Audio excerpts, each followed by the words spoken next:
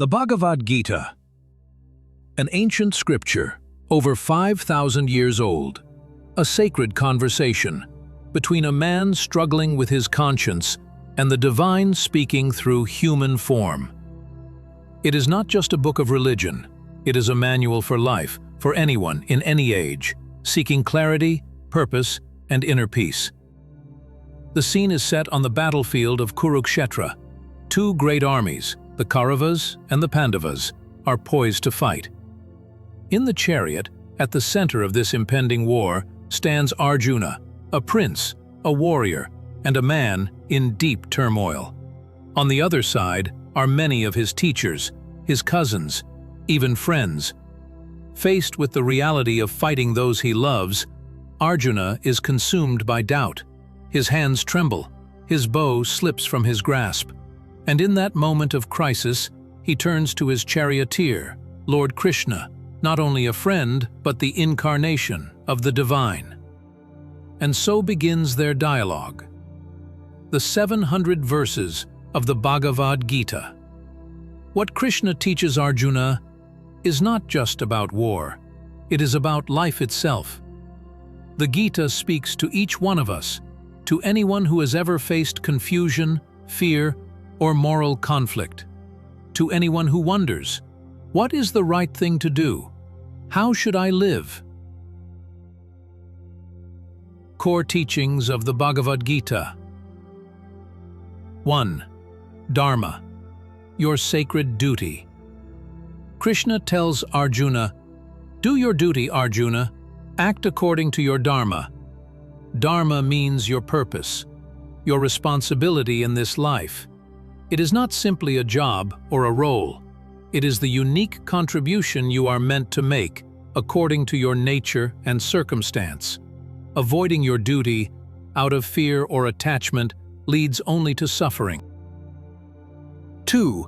Karma Yoga, the yoga of selfless action. Krishna explains, act, but without attachment to results. In other words, do your work sincerely, give your best effort, but do not cling to success or failure. You have the right to action, not to the fruits of action. True freedom comes when you perform your duties with a spirit of selflessness, not ego. 3. The nature of the self, Atman. Arjuna is afraid of death, of killing or being killed. Krishna teaches, you grieve for what need not be grieved, because the true self, the Atman, is eternal. Bodies are born and bodies die, but the self is unborn, undying, infinite. Understanding this brings fearlessness. 4. The three paths. Karma, Jnana, Bhakti. The Gita describes three main spiritual paths. Karma Yoga, the path of action. Jnana Yoga, the path of knowledge and wisdom. Bhakti Yoga, the path of love and devotion. Krishna explains that these paths ultimately lead to the same truth. Different souls are drawn to different ways, all are valid. 5. Mastering the mind. Krishna teaches, the mind can be the greatest friend or the greatest enemy. A restless mind leads to confusion and misery, but a disciplined mind, focused and still, leads to peace and clarity.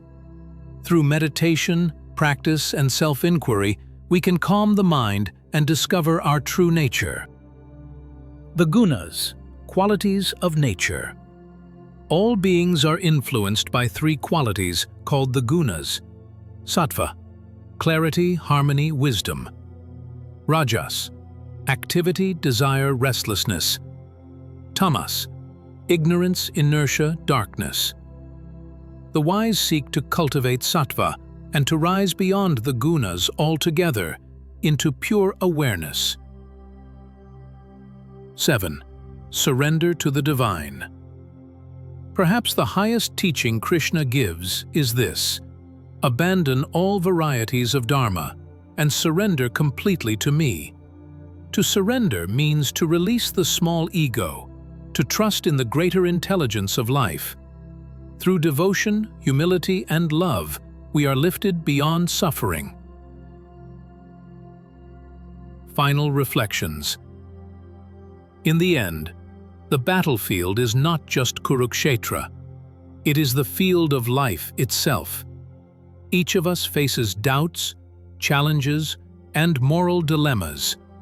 And in those moments, the wisdom of the Gita reminds us, act with purpose. Let go of ego. Know your true self. Serve the greater good. And trust in the divine flow of life. When we do this, we discover the inner peace that no outer success can bring. The Bhagavad Gita is not a book to be read once, but a guide to be lived. Its wisdom speaks as much to the modern seeker as to the ancient warrior. And so, the question for each of us is this: how will you act today? What is your Dharma? How can you bring more clarity, compassion, and courage into your life? Thank you for listening. If you found this wisdom meaningful, consider subscribing for more timeless teachings from the great traditions of the world.